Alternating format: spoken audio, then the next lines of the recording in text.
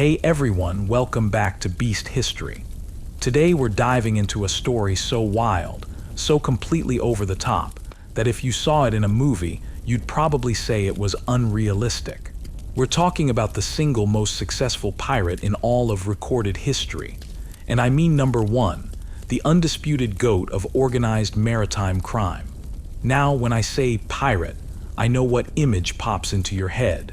You're probably picturing a guy with a scraggly beard, a tricorn hat, maybe a parrot on his shoulder, and a bottle of rum in his hand. You're thinking of Blackbeard or Calico Jack Rackham, terrorizing the Caribbean, burying treasure on some sandy island. And look, those guys were famous. They were terrifying. They made a name for themselves. But compared to the person we're talking about today, they were. And I say this with all due respect to their legacies of violence and theft, small-time street thugs. Let's just put it in perspective for a second. At the absolute peak of his power, the legendary Blackbeard commanded 4 ships and about 300 men. That's a respectable gang, a dangerous threat, but it's a footnote. Calico Jack. He was lucky if he had 2 ships and a crew of 150. These are the icons of the golden age of piracy. The pirate we are talking about today commanded a fleet of over 1,500 ships. That is not a typo.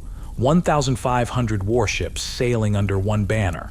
The crew, somewhere between 70 and 80,000 men, women, and even children. This wasn't a pirate crew. This was a navy. This was a floating army. It was a pirate empire, a state unto itself, with its own laws, its own tax system, and the military power to bring one of the mightiest empires on earth, the Qing Dynasty of China, to its knees. And the person in command of this whole terrifying enterprise, the admiral of this unstoppable armada, the architect of this vast criminal syndicate, was a woman. Her name was Ching Shih, and she began her career as a prostitute in a floating brothel in the city of Canton. This is the story of how she went from the absolute bottom rung of society to a position of power that no woman in China, and arguably the world, had ever achieved before. It's a story of ambition, of genius, of unimaginable brutality, and of the kind of political maneuvering that would make Machiavelli blush.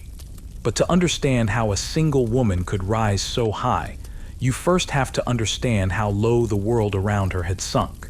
Because Ching Shih didn't just create an empire out of thin air. She built it in the cracks of a much larger one that was actively crumbling. Her story begins not with her, but with the slow, agonizing decay of the great Qing Dynasty. By the dawn of the 19th century, the Qing Empire was sick. On the outside, it still looked magnificent. This was the empire that had ruled China for over 150 years. It was a vast, sprawling territory, home to hundreds of millions of people, governed from the Forbidden City in Beijing by the Son of Heaven, the Emperor himself. It projected an image of timeless strength and celestial order. But that was just the image. The reality was something else entirely. The dragon was rotting from the inside out. The emperor on the throne during the rise of Ching Shih was a man named King. And to be blunt, the King emperor was not exactly one of history's titans. He inherited the throne from his father, the legendary Qianlong emperor, a man who had reigned for 60 years and had brought the Qing Dynasty to its absolute zenith of power and prestige. But those 60 years had a cost.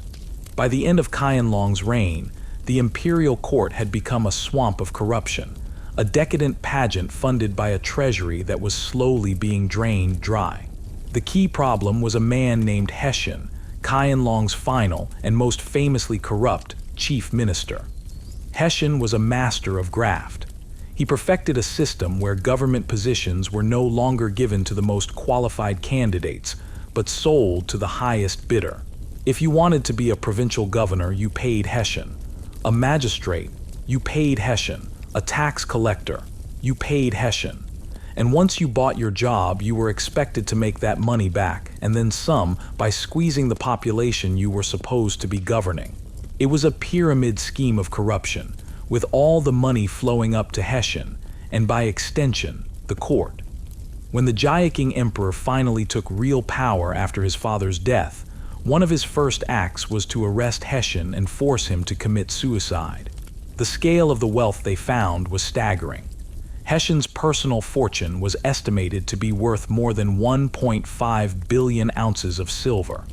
To put that in perspective, that was more than the Qing government's entire treasury had collected in revenue for 15 years. One man had stolen 15 years of the empire's income. And while getting rid of Hessian was a good start, it didn't fix the problem. The system he created, the culture of corruption, was now deeply embedded in the imperial bureaucracy. The officials who had paid for their jobs were still out there, and they kept on stealing. They siphoned off money meant for critical public works. Canals and dikes fell into disrepair, leading to catastrophic floods.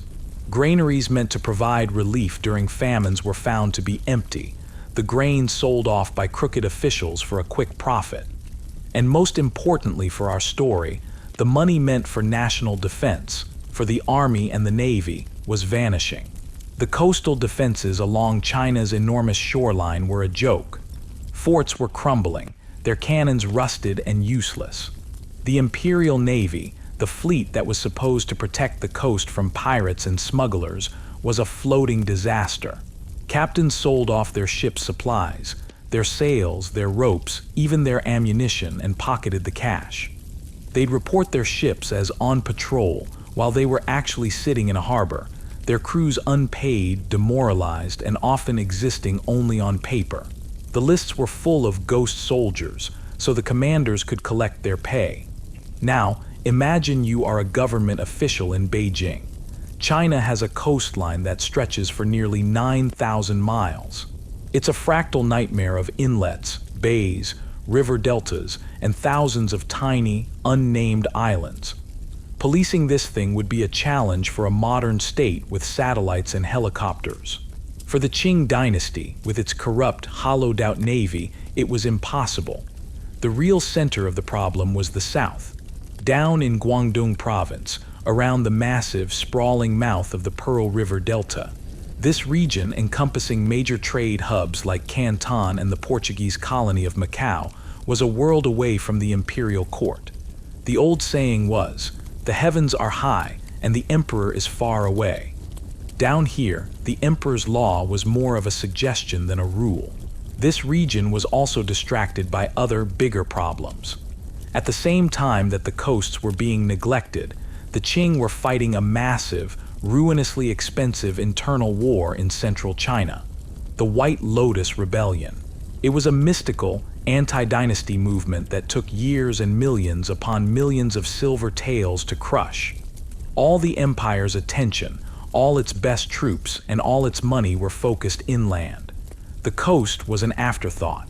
The government was like a homeowner so obsessed with a termite infestation in his basement that he doesn't notice the Category 5 hurricane approaching from the sea. And a hurricane was coming. Because the South China Sea, at the turn of the 19th century, wasn't just an empty patch of water. It was a cauldron. It was one of the busiest, wealthiest, and most dangerous maritime highways on the planet. This was the circulatory system of Asian trade. Fleets of merchant ships called junks plied these waters, carrying silk, porcelain, and immense quantities of tea from China. In the other direction came silver from the New World, transported by the Spanish from their colonies in the Americas, filtered through the Philippines. Spices came up from the Moluccas, rice from Siam and Vietnam, cotton from India. It was a river of silver and luxury goods. And wherever you find that much wealth concentrated in one place, you will find people who want to steal it. This wasn't some isolated backwater. It was a global intersection of ambition and greed. You had the British East India Company, a corporate behemoth with its own private army and navy, aggressively trying to pry open the Chinese market to sell opium. You had the Portuguese, clinging to their old trading post at Macau, a city that had become a den of spies, smugglers, and mercenaries. You had the Dutch, the Spanish, the Americans, all of them sniffing around the edges of the Qing Empire, looking for a way in, looking for profit. It was a chaotic, multicultural, lawless free-for-all. And living in the middle of it all, floating on the water itself, were the people who would become the foundation of Ching Shih's empire, the Tanka. The Tanka were the boat people of southern China. They were a distinct ethnic group, and for centuries they had been ostracized by the mainstream Han Chinese society. They were forbidden by law from settling on land. They couldn't own property. They couldn't sit for the imperial civil service exams, the only real path to social advancement in China. They were permanent outsiders, so they lived their lives on the water, on small boats called sampans, packed together in floating communities. They were born on boats, they married on boats, and they died on boats. Their traditional livelihood was fishing, but it was a hard, precarious existence, always at the mercy of the weather and the markets. And as the Qing Dynasty decayed, as corrupt officials demanded more and more bribes and taxes, as poverty on the coast deepened, fishing just wasn't enough. Many Tanka families turned to other work. They became ferrymen, laborers. And many of them turned to smuggling. And from smuggling, it was a very short step to outright piracy. They were the perfect recruitment pool. Who knows the hidden coves, the secret channels, the shifting tides of the Pearl River Delta better than people who have spent their entire lives there? Who makes a better sailor than a man who learned to walk on the deck of a rocking boat? The Tanka were the engine room of piracy in the South China Sea. They were a disenfranchised, desperate, and highly skilled population waiting for a leader. And that leader's name was Zheng Yi. Zheng Yi was not your average pirate. He wasn't some small-time thug who knocked over fishing boats for their catch. He came from a long and distinguished line of pirates. His family had been in the business for generations. He was smart, he was charismatic, and he was breathtakingly ambitious. He looked at the constellation of squabbling, disorganized pirate gangs that preyed on the Guangdong coast, and he saw a pathetic waste of potential. While they were fighting each other over scraps, he envisioned something much bigger. His plan was simple and it was brilliant. He would unite them, all of them, not as a loose alliance, but as a single, organized, professional entity. A pirate confederation. He would force every pirate captain from the Gulf of Tonkin all the way to the Taiwan Strait to join him, or he would hunt them down and destroy them. He was, in modern terms, a CEO executing a series of brutal, hostile takeovers, and he was shockingly successful. He created a grand fleet, organized under a system of colored flags. There was the Red Flag Fleet, which he commanded personally. Then there was the Black Flag Fleet, the white, the blue, the yellow, and the green. Each was commanded by a powerful pirate admiral who answered to him. Together they were a unified force, a syndicate that could coordinate massive attacks, control huge swathes of the coastline, and overwhelm any local defense force the Qing could send against them. By the early 1800s, Zheng Yi had done it. He had built the most powerful pirate organization Asia had ever seen. He was the undisputed king of the South China Sea. He was at the height of his power, a brilliant, ruthless strategist who had forged an empire. But he was missing one thing, the person who would not just inherit that empire but perfect it. And to find her, we have to travel to the teeming, chaotic waterfront of Canton, the only port in China where Europeans were officially allowed to trade. And on the waters of the Pearl River, bobbing alongside the massive merchant junks and the sleek European frigates, were the city's famous flower boats. The name is poetic, but the reality was anything but. The flower boats were floating brothels. Some were opulent, catering to wealthy merchants and corrupt officials, with lavish decorations, music, and feasts. Others were little more than squalid floating shacks, but their business was the same. They sold the one thing they had: women. And it was here, in one of these floating houses of exploitation, sometime around the year 1801, that we meet a young prostitute in her mid-20s. We don't know her birth name for sure, but many sources call her Shi Yang. The world, however, would come to know her by her married name, Ching Shih. Her life up to this point would have been a relentless exercise in survival. Prostitution in 19th century China was not a choice. It was a dead end. It was a life of subjugation, of violence, of being treated as less than human. But a woman like Shi Yang, to survive and even thrive in that environment, would have had to develop a very particular set of skills. This wasn't a classroom. This was a brutal, practical education in human nature. She would have learned to read men in an instant, to see past their bluster and their bravado and understand what they truly wanted, what they feared, what motivated them. She would have learned the art of negotiation, how to play a weak hand as if it were a strong one.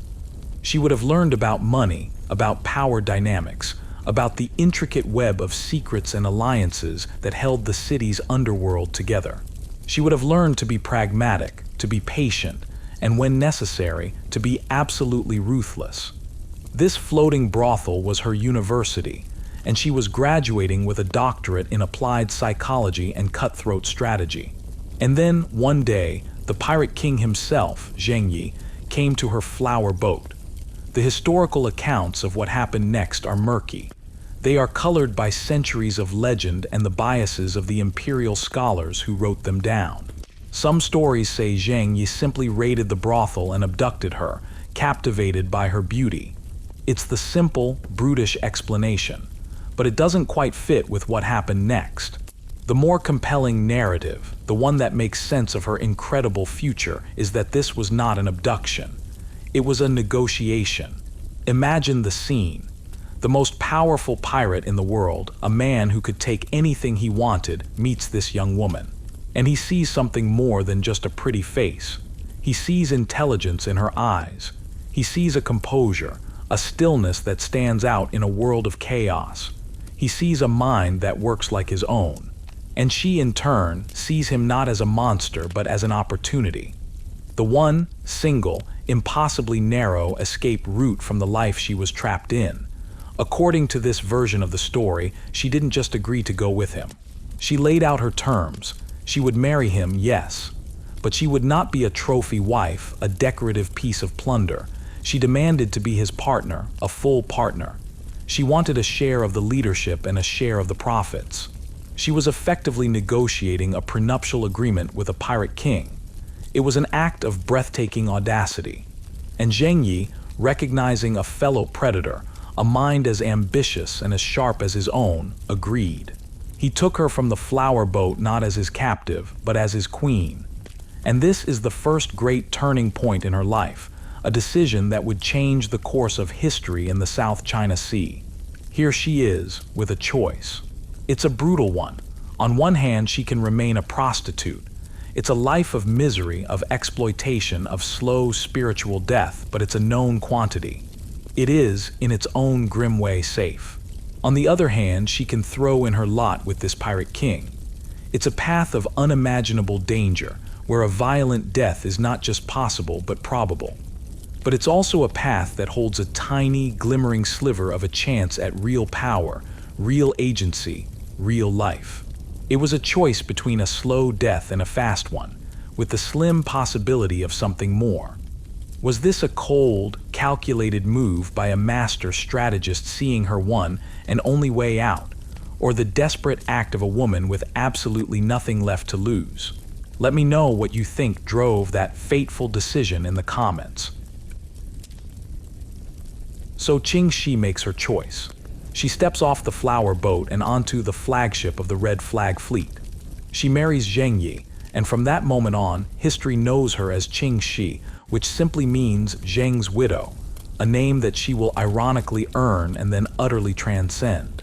But for now, from 1801 to 1807, she is the pirate king's wife. And if anyone, from the pirates in her own fleet to the Qing officials who were starting to hear whispers of her name, thought she was just going to be a pretty face in the captain's cabin, they were about to be proven catastrophically wrong. This 6-year period was her apprenticeship, but it was more than that. She wasn't just learning the business of piracy, she was revolutionizing it. She and Zheng Yi formed one of the most formidable power couples in the history of crime. He was the public face. the charismatic warrior king who led the fleets into battle. He had the loyalty of the men and the fierce reputation that kept the other pirate admirals in line. But behind the scenes, it was Ching Shih who was building the real machinery of their empire. She was the ultimate COO, the quartermaster general, the spy master. She took the sprawling, chaotic confederation that Zheng Yi had assembled through brute force, and she began to professionalize it. Piracy, under Ching Shih's influence, started to look less like a series of smash-and-grab raids, and more like a well-run, multinational corporation whose primary business was extortion. Think about the sheer logistics of it. You have, let's say, 60,000 pirates. That's 60,000 people who need to be fed. They need fresh water. They need weapons, gunpowder, cannonballs. Their ships, hundreds and hundreds of them, constantly need repairs, new sails, new ropes. This is an immense operational challenge, and Ching Shih took control of it. She organized the supply chains, setting up networks of contacts in coastal villages, some willing, some terrified, to provide the fleet with everything it needed. She managed the inventory, and most importantly, she managed the money. Before her, pirate plunder was a chaotic affair. A crew would take a ship, and everyone would grab what they could. It led to constant infighting, arguments, and murders over the division of the spoils. Ching Shih put an end to that. She instituted a centralized treasury. All loot from every raid by every ship in every one of the 6 fleets had to be brought back, registered, and tallied by her and her people before it could be distributed. She created a system for valuing goods, from bolts of silk to barrels of opium, and ensuring the division was fair based on a pre-agreed formula. The common sailors got a share, the ship captains got a larger share, the fleet admirals got more still, and a significant portion went into the central treasury, controlled by her and Zheng Yi to fund their operations. This wasn't just accounting. It was a revolutionary act of control. It made the entire confederation dependent on the central leadership. It reduced infighting and increased efficiency, and it gave her an incredible amount of power. She knew exactly who was bringing in the most plunder, who was loyal, and who might be hiding things from the leadership. She also built up a vast intelligence network. She had spies in every port city, in every town along the coast. She had contacts inside the Qing bureaucracy itself, low-level clerks, disgruntled officials who would sell information for a price. She knew which merchant convoys were sailing, what cargo they were carrying, and how heavily they were guarded. She knew when the Qing Navy was planning a patrol before the sailors on the imperial ships did. Zheng Yi might have been the sword of the Confederation, but Ching Shih was its brain and its nervous system. Together, they consolidated their power completely. They expanded the Confederation, absorbing more and more pirate gangs. Their reputation was fearsome. Coastal communities learned that it was far better to cooperate with the Red Flag Fleet than to resist. To many, they were more of a government than the actual government. Their taxes were high, but they were predictable, which was more than you could say for the local Qing magistrates. In a strange, violent way, they brought a kind of order to the chaos of the coast. For 6 years, they ruled as an untouchable duo, their power growing with every passing season. And then, in a single moment, it all came crashing down. In November of 1807, Zheng Yi died. The circumstances are, like so much of this story, shrouded in mystery. The official Qing report, which you should always take with a grain of salt, claimed he was killed by a tsunami or a typhoon, his ship swallowed by the waves. A plausible story in the South China Sea. Other accounts say he was killed in battle during a campaign in Vietnam, where his fleet was often active, and some whisper that his death wasn't an accident at all, that it was an assassination. We will likely never know the truth, but the result was the same. Zheng Yi, the charismatic center of this entire pirate universe, the man who had personally held this violent coalition together, was gone. And his death didn't just leave a vacancy. It created a void, a massive, terrifying power vacuum. The pirate confederation was built on a series of personal loyalties to him. The other admirals, the commanders of the black, white, blue, and other flags, were powerful, ambitious, and violent men. They had followed Ching Shih, but they would certainly not automatically follow his wife. As far as they were concerned, the deal was off. The partnership was dissolved. The moment the news of Ching Shih's death spread through the fleet, the entire enterprise teetered on the brink of collapse. Imagine the atmosphere on those ships, the uncertainty, the fear, and for some, the thrill of opportunity. The commanders of the other fleets would have immediately started calculating their odds.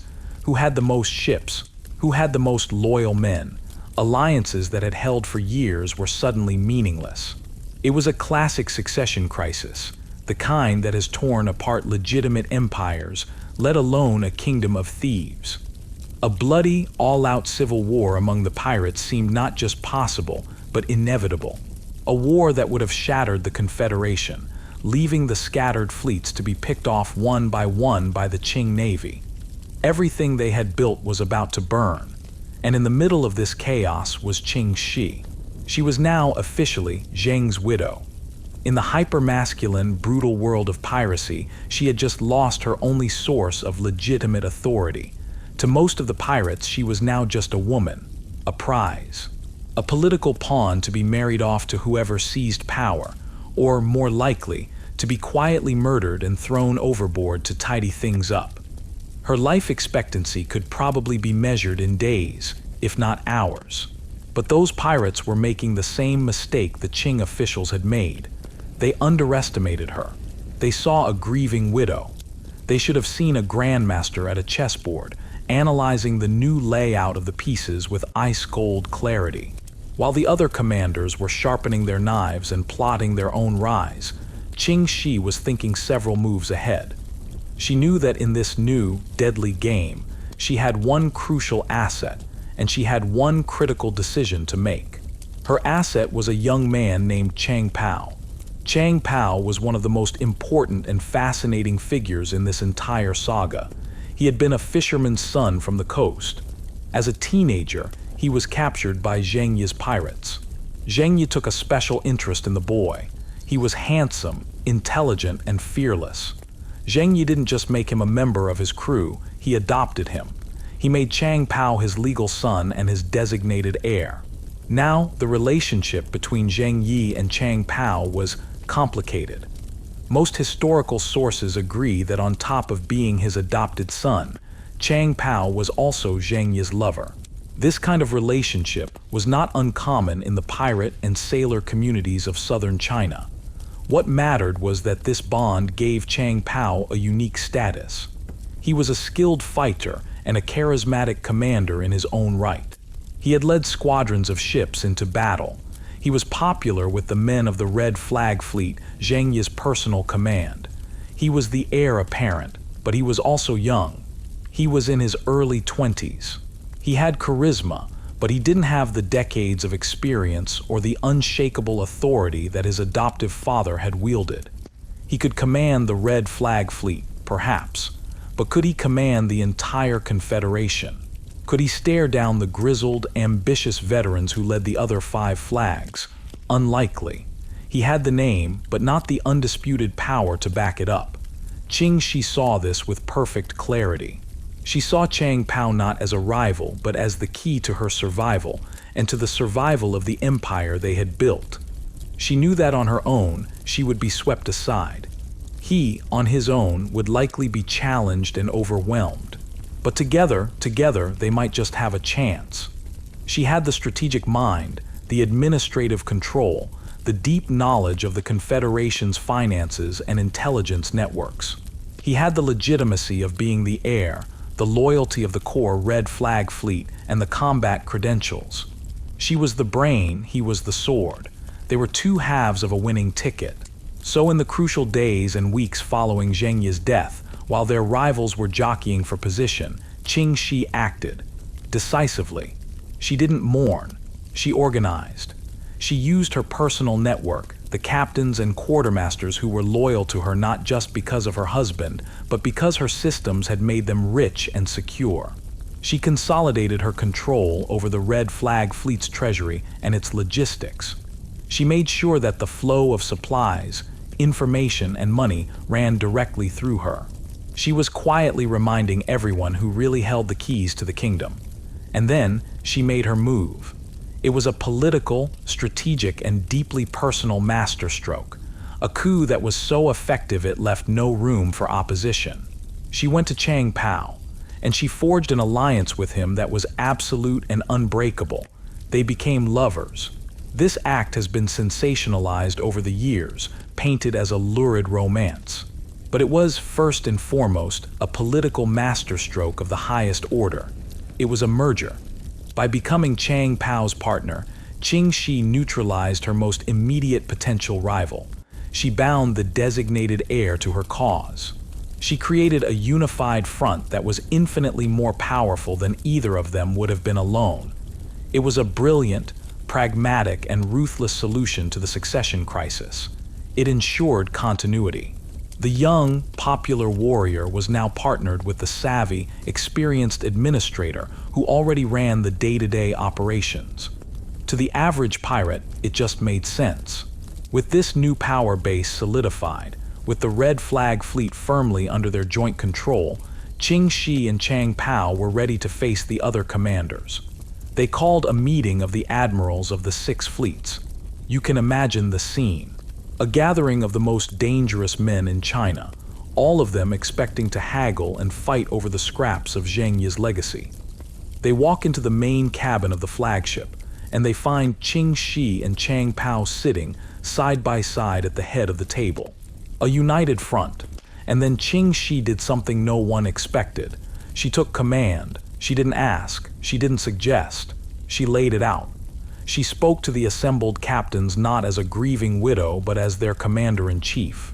She would have used every bit of the psychological skill she'd honed over her entire life. She would have reminded them of the chaos and weakness that existed before Zheng Yi united them. She would have reminded them of the wealth and power they had all gained under the Confederation. And then she would have laid out the new reality. She was the one who had built the systems that made them all rich. She was the one who knew where every piece of treasure was, who ran the spy networks, who organized the supplies that kept their fleets afloat. She was the only one who understood the big picture. Chang Pao, the respected heir and warrior, then stood up and publicly endorsed her. He made it clear that he deferred to her leadership, that he would be her executive officer, her field commander. It was a checkmate. Any pirate admiral in that room who was thinking of challenging for the top spot was suddenly faced with an impossible situation. To challenge Ching Shih, they would now have to challenge Chang Pao as well. They would have to fight the combined might of the Confederation's largest and most powerful fleet, the Red Flag Fleet, which was now united behind this new power couple. It was political suicide. Their choice was simple: get in line or get run over. One by one, they bent the knee. They swore their allegiance not just to the heir, Chang Pao, but to their new leader, their new admiral, Ching Shih. In the space of a few weeks, she had gone from a prostitute on a flower boat, to a pirate's consort, to a vulnerable widow whose life was hanging by a thread, and now to the undisputed commander of the most powerful pirate force on the planet. The coup was complete. It had been swift, bloodless, and brutally effective. The queen had taken the throne, and now she was going to show the world and the Qing Empire what real power looked like. So the coup is over. Ching Shih is in charge. She has stared into the abyss of a bloody civil war, and through sheer political genius, she has pulled the entire pirate confederation back from the brink. But seizing power is one thing. Holding it is something else entirely. She's now the commander of an army of 70,000 alpha predators, men who respect strength above all else. She cannot afford a single moment of weakness. She knows that to truly cement her rule and transform this pirate horde into a disciplined fighting force, she needs more than just a new leadership structure. She needs a new operating system. She needs laws. And so, one of the first things Ching Shih does as the new commander-in-chief is to issue a strict, draconian, and non-negotiable code of conduct. This code is what truly sets her apart. It's the moment she graduates from being a pirate captain to being a lawgiver, a head of state. It's a short, simple, and utterly brutal set of rules, and it is designed to solve the three biggest problems that plague any pirate organization: theft, desertion, and chaos. The first and most important law was about the loot. This was the absolute foundation of her power. The rule was simple: all plunder, every last grain of rice and every single silver coin had to be brought before the fleet leadership for inspection. It was registered by a purser, and only then was it distributed according to the established system. A certain percentage went into a collective fund, the public treasury, which was used for fleet-wide expenses.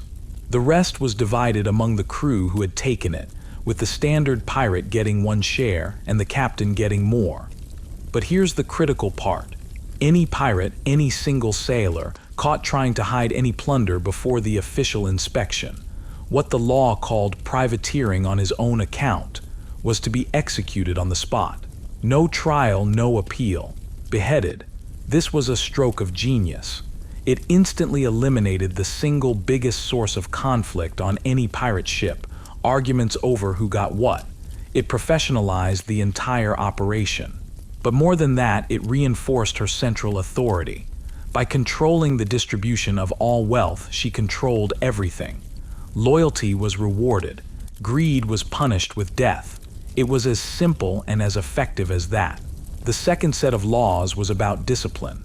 The pirate life might seem like one of total freedom, but Ching Shih ran her fleet like a military machine. If a pirate captain wanted to plan a raid on a village or attack a ship, he first had to get approval. Going off on an unauthorized mission was strictly forbidden. And if a pirate was simply absent without leave, if he deserted his post, the punishment was to have his ears cut off. He would then be paraded through his squadron as an example to the others. Disobeying a direct order from a superior, that was another capital offense: beheading. The message was clear: this was not a democracy. This was an army, and she was its general. But perhaps the most famous and most revealing part of her legal code concerned the treatment of captives, specifically female captives. The rules here were shockingly strict. Any pirate who was found guilty of committing rape against a female prisoner was, you guessed it, beheaded. There was zero tolerance. If a pirate wanted to take one of the more attractive female captives as his wife, he could do so, but there were conditions. He had to officially register her as his wife, and from that moment on, he was required to be faithful to her. If he was caught cheating, he was executed, and the woman he had cheated with would have iron weights attached to her legs and be thrown over the side of the ship. Now let's be very clear about this. Ching Shih was not a 21st century feminist. This code was not about protecting women's rights out of a sense of modern morality. It was about one thing: order. An army of 70,000 men, fueled by testosterone and violence, is a powder keg. Uncontrolled sexual competition and assault would lead to infighting, murder, and the complete breakdown of discipline. Her rules were ruthlessly pragmatic. They were designed to maintain the cohesion and fighting effectiveness of her forces. As for the female captives who were deemed unattractive, the rules stipulated they were to be released unharmed, their money and property simply confiscated. It was cold, it was calculated, and it worked. This code of laws transformed the Red Flag Fleet. It turned a chaotic mob of individualistic pirates into a single, terrifyingly disciplined organization. They were now more cohesive, more reliable, and more deadly than ever before. And with her new legal framework in place, Ching Shih set about perfecting the business model of her pirate state. And it was a business. A very, very profitable one. It was far more sophisticated than just chasing down merchant ships and stealing their cargo. That was certainly part of it, the most visible part. But the real economic engine of her empire was something much larger. She implemented a massive, region-wide protection racket. It was beautifully simple. Her fleets controlled the waterways. Therefore, any ship that wanted to sail through those waterways without being attacked, looted, and having its crew either killed or impressed into pirate service had to pay for the privilege. Ching Shih's organization began issuing certificates, official passes. A merchant captain would pay a fee, a sort of insurance premium, and in return he'd get a stamped piece of paper. When a pirate squadron stopped his ship, he would show them the pass and they would let him go on his way, completely unharmed. It was a pirate tax. And pretty soon, virtually every merchant, every fisherman, every trading company operating in the South China Sea was paying it. To refuse was to face financial ruin. This system was brilliant. It was passive income on an industrial scale. It generated a steady, predictable stream of revenue that was far more reliable than the hit-or-miss nature of random raiding. And it cemented her fleet's role as the de facto government of the sea. But she didn't stop there. She took the model to the land. Her fleets would blockade entire coastal regions. They would surround the mouth of a major river, like the Pearl River itself, cutting off all trade to and from a major commercial center like Canton. No ships could get in, no ships could get out. The city's economy would begin to suffocate. After a few weeks of this, the local merchants and even the government officials, desperate to get trade moving again, would have no choice but to negotiate. They would pay a massive tribute, a ransom, to Ching Shih's fleet in exchange for lifting the blockade. She also levied taxes on coastal villages. Her pirates would land, and the village elders would be presented with a choice: pay a regular tribute to the Red Flag fleet or be burned to the ground. For most, the choice was obvious. They paid. This network of tribute and protection money became known as the Tung Hoi Pa, the passage fee for the Eastern Sea. It was a fully functioning system of extortion that covered hundreds of miles of the Chinese coast. What Ching Shih had created was nothing short of a shadow government. She had a territory, the South China Sea. She had a population, her 80,000 pirates and the coastal communities under her thumb. She had a legal code. She had a treasury, and she had an army and a navy that were, as the world was about to find out, far more effective than the one belonging to the emperor. Up in the Forbidden City in Beijing, the Jiaqing emperor was now facing a level of humiliation that was almost unimaginable.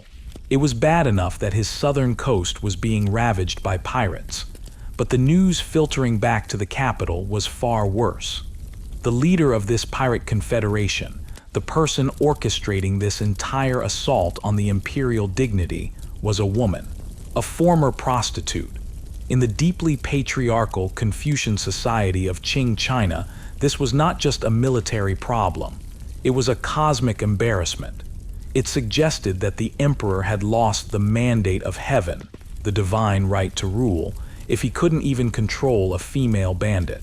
He could no longer ignore the problem. He could no longer hope it would just go away. He had to act. So the emperor ordered a full-scale campaign of annihilation and pacification. He was going to wipe these pirates from the face of the earth. He appointed a new provincial commander for the navy in Guangdong, a man named Guo Lang. Guo Lang was a respected, by-the-book military official. He was given a mandate and a budget to assemble the imperial fleet and destroy the pirate menace once and for all. Guo Lang gathered his forces. He amassed a fleet of dozens of imperial war junks. These were large ships armed with cannons, crewed by professional soldiers. On paper, it was a formidable force. In the autumn of 1808, he sailed out from the Pearl River Delta, hunting for the Red Flag fleet. And he found it. Or rather, it found him. The confrontation was a complete and utter disaster for the Imperial Navy. Guo Lang was a traditional military man. He thought in terms of battle lines and formations.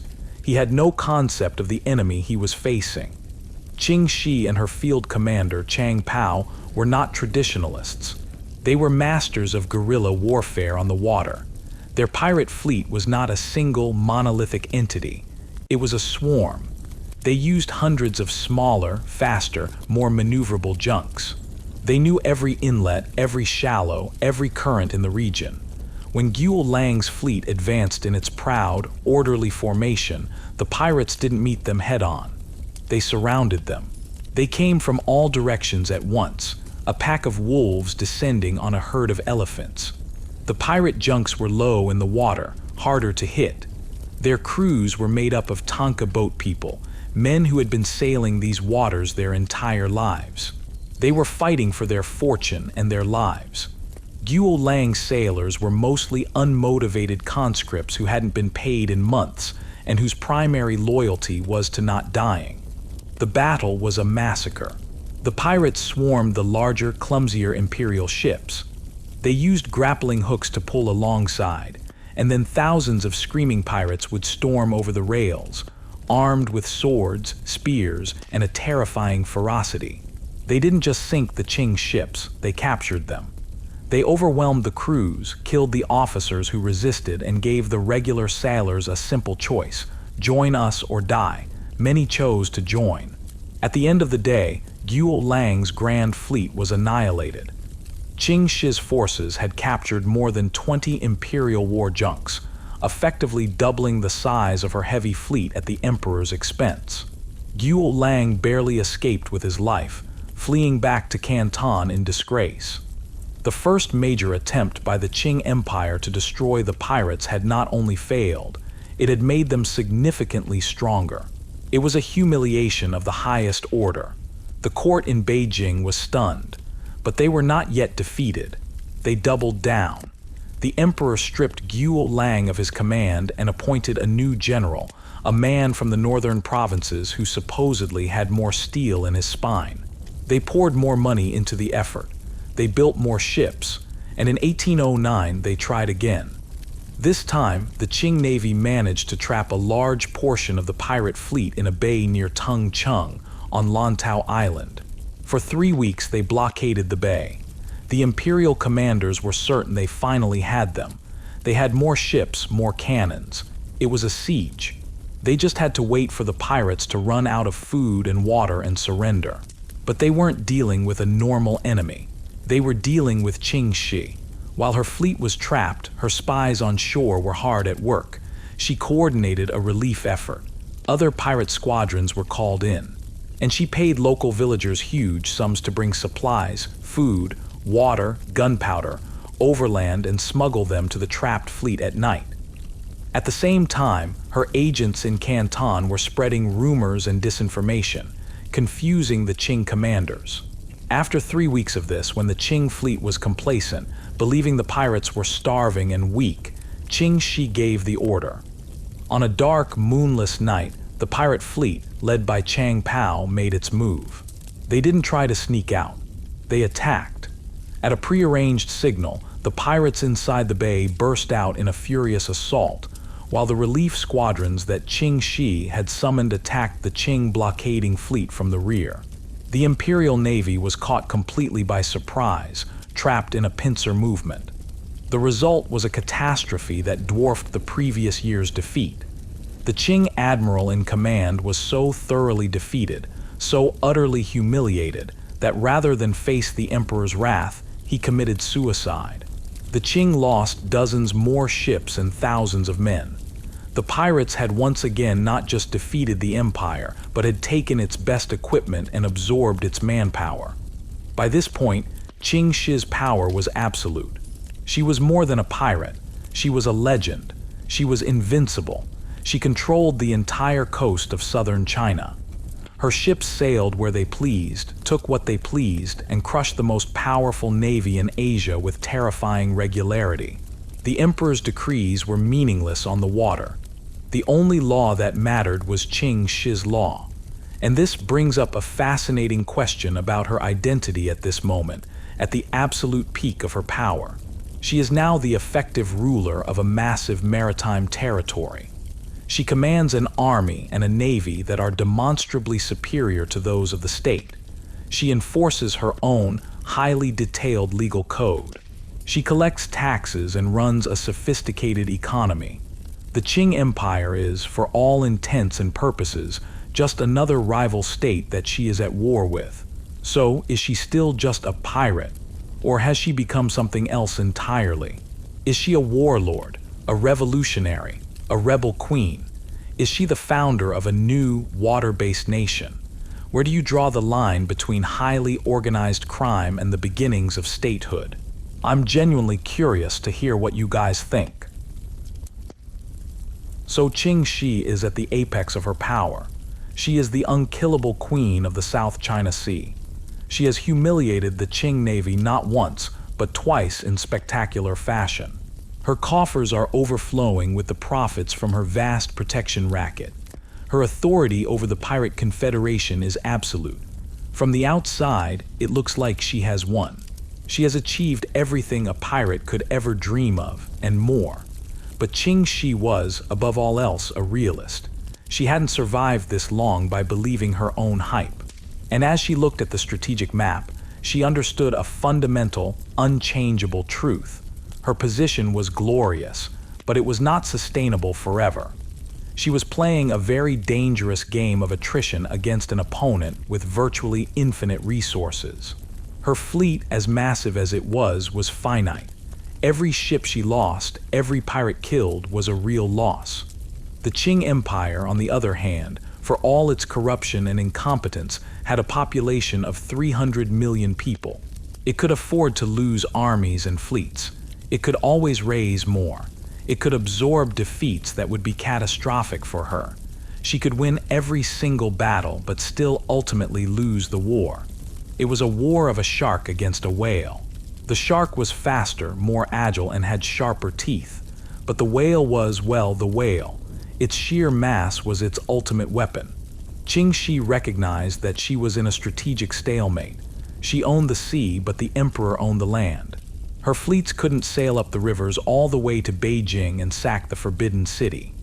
The Qing army couldn't sail out to sea and destroy her fleet.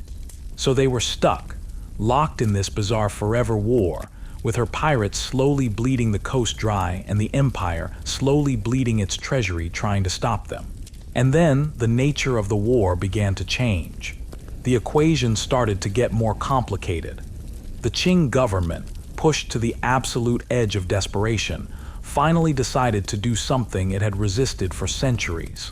It asked for help from foreigners, the barbarians. The imperial court in Beijing had always viewed Europeans with a mixture of contempt and suspicion. But the officials down in Guangdong were pragmatists. They were the ones getting their heads handed to them by Ching Shih, and they were willing to try anything. So they turned to the Portuguese in Macau. The Portuguese had been clinging to their little trading post for over 200 years. They had better ships, and more importantly, they had better cannons. They also had a deep-seated hatred of the pirates who constantly disrupted their lucrative trade. So the Governor-General of Guangdong made a deal. He hired the Portuguese military to help hunt Ching Shih. This was a significant escalation. It wasn't just about more ships. It was about a technological gap. European cannons were often better made, had longer range, and were served by more highly trained gun crews than their Qing counterparts. The Qing also began to hire individual British and American sailors, deserters and adventurers who knew how to handle Western-style artillery and put them on their own junks. Suddenly, the fighting got harder, more costly. We have accounts of battles where the pirates would attack an imperial squadron, expecting another easy victory, only to be met with surprisingly accurate and devastating cannon, fire from Portuguese frigates or British-gunned war junks. For instance, in one famous engagement, Chang Pao's fleet surrounded a Qing commander named Admiral Sun, but Sun had a handful of Western mercenaries on his flagship. Their superior gunnery kept the pirates at bay for hours, inflicting heavy casualties, allowing the admiral to escape a trap that, a year earlier, would have been his doom. Ching Shih's forces were still winning most of these fights. They still had superior numbers, tactics, and knowledge of the waters, but the victories weren't as clean anymore. They were losing more men. They were losing more ships. A seed of doubt must have been planted in her mind. The technological and strategic landscape was shifting. Her window of absolute dominance was beginning to close. She knew she had to think about an exit strategy. And just as she was reaching this conclusion, the Qing Empire, for its own reasons, decided to offer her one. The government in Beijing was at its wit's end. The war was ruinously expensive. The constant defeats were a source of profound political instability, and the blockade of Canton and other ports was strangling the southern economy, which meant tax revenues were plummeting. The new governor-general of the two Guangdong and Guangxi provinces, a man named Bai Ling, was different from his predecessors. He wasn't a hot-headed warrior. He was a savvy, pragmatic politician. And he came to the same conclusion as Ching Shih, but from the opposite side. A decisive military victory was probably impossible, and even if it were possible, the cost would be too high. So, Bai Ling decided to change tactics. Instead of trying to crush the pirates with force, he would try to buy them off. He put out an offer of amnesty, a general pardon. Any pirate who voluntarily surrendered, laid down their arms, and swore allegiance to the emperor would be forgiven for all their crimes. This was a standard move from the imperial playbook. They had used it before to break up smaller rebellions and bandit groups. They assumed the pirates, weary of fighting, would jump at the chance for a pardon. They fundamentally misunderstood who they were dealing with. Ching Shih was not some desperate bandit chief looking for a way out. She was the head of a victorious power. She saw Bai Ling's offer not as an act of mercy, but as what it really was, a sign of the government's weakness. It was an invitation to negotiate, and she was going to drive a very, very hard bargain. The initial negotiations were a fiasco. Ching Shih, wanting to test the waters, sent her commander and partner, Chang Pao, to meet with Governor-General Bai Ling's representatives. It was a disaster. The Qing officials, steeped in the rigid hierarchy of the imperial court, treated Chang Pao not as a diplomat from a rival power, but as a subordinate, a criminal begging for forgiveness. They expected him to kneel to kowtow to show deference. Chang Pao, a proud warrior who had repeatedly annihilated their fleets, was having none of it. He was there to discuss terms, not to grovel. The cultural gap was immense. The talks broke down almost immediately, and Chang Pao returned to the fleet furious. The deal was on the verge of collapsing. This is the moment, the absolute climax of the entire story. Ching Shih is faced with a critical choice. The military situation is slowly turning against her in the long run. The government's amnesty offer is her best chance for a peaceful and prosperous exit, but her own negotiators have failed. A lesser leader might have given up, or sent another envoy, or just kept fighting. But Ching Shih was not a lesser leader. She realized that the problem was one of perception. The Qing officials couldn't see past the pirate label. She needed to do something so audacious, so completely outside the normal rules of engagement, that it would force them to see her as an equal. So, she made the single boldest gamble of her entire life. She decided to go herself, but she didn't just sail into Canton Harbor with her flagship and a heavily armed guard. That would have been a show of force, a threat. Instead, she did the opposite. She left her entire fleet, her entire army and navy, her source of power behind. She boarded a single, unarmed junk, and she didn't just bring a few aides. She brought a delegation of 17 people, composed entirely of other pirate wives and their children, unarmed. She sailed into the heart of her enemy's power, the city of Canton, and requested a personal meeting with the Governor-General, Bai Ling. Try to comprehend the sheer audacity of this move. It's breathtaking. This is like the leader of Al-Qaeda walking, unarmed, into the Pentagon to negotiate a surrender. The personal risk was enormous. Bai Ling could have had her arrested and executed on the spot, and no one would have blamed him. It would have been the end of the pirate menace. But her move was pure psychological genius. It was political theater of the highest order.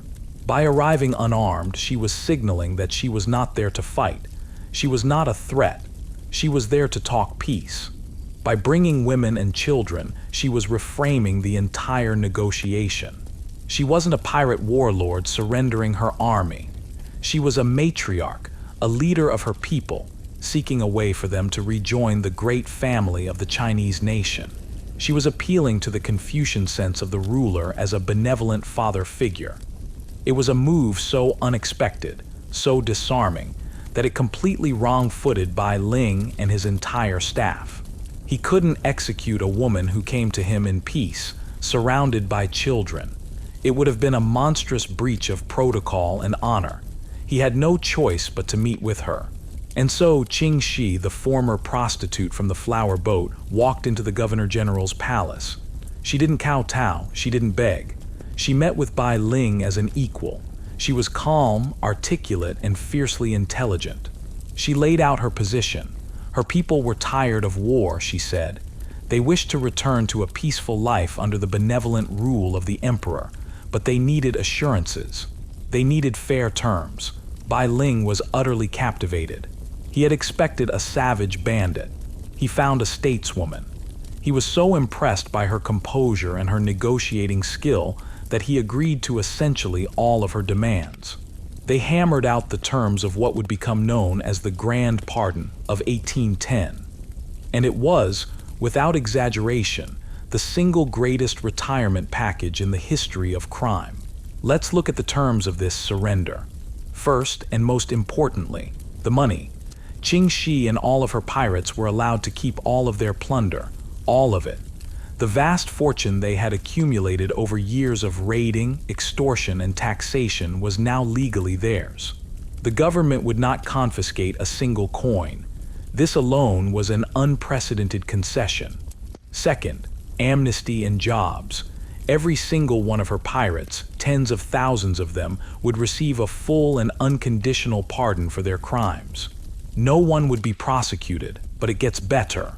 They weren't just forgiven, they were offered employment. Many of the pirates were allowed to join the Qing military, which desperately needed experienced sailors. They were literally hired by the state that they had been fighting. And her top commander, her partner Chang Pao, was not just pardoned. He was given a promotion. The Qing government gave him his own command within the Imperial Navy, a squadron of 20 ships and the rank of lieutenant. The arch-pirate became a government official overnight. Third, her own personal terms. Ching Shih was officially allowed to marry Chang Pao. Governor General Bai Ling himself acted as the official witness to the marriage ceremony. It was a final, stunning piece of political theater that legitimized their union and her new status. She was no longer Ching Shih the pirate. She was now Lady Qing, the respectable wife of a naval officer. She had done it. She had won. She didn't just survive. She didn't just escape. She walked away from a life of crime not only with her life, but with her freedom, her fortune, and her honor intact. She had beaten the empire in a war, and then she had beaten them at the negotiating table. It was the most successful exit in the history of illegal enterprise. She surrendered on terms that looked suspiciously like a victory parade. So what happens after the smoke clears? The story almost feels too good to be true. Chang Pao, the former pirate, actually has a reasonably successful, if short, career as a Qing military official. He hunts down other pirates who didn't accept the amnesty, including his old rivals from the Black Flag Fleet. He rises through the ranks, but he dies just a few years later, in 1822, of unknown causes. And what about Ching Shih? She is now a widow for the second time. But this time, she is not a vulnerable woman on a pirate ship. She is one of the wealthiest women in all of China. She decides not to remarry. She is done with men determining her fate. She settles down in the city of Canton, the very city she once terrorized and held hostage. And she lives, and lives. She becomes a towering figure in the city's elite, a respected and probably widely feared matriarch. And she doesn't just sit on her fortune, she invests it. According to most historical sources, she uses her immense wealth to open and run what becomes the largest and most successful gambling house in Canton. A fitting final career for a woman who had gambled on a scale that few in history could ever imagine. Some sources even suggest she kept her hand in the underworld, discreetly running a salt smuggling ring, a lucrative and illegal trade. She was, it seems, always a businesswoman. And there she stays, living a life of wealth, power, and influence for another 2 decades.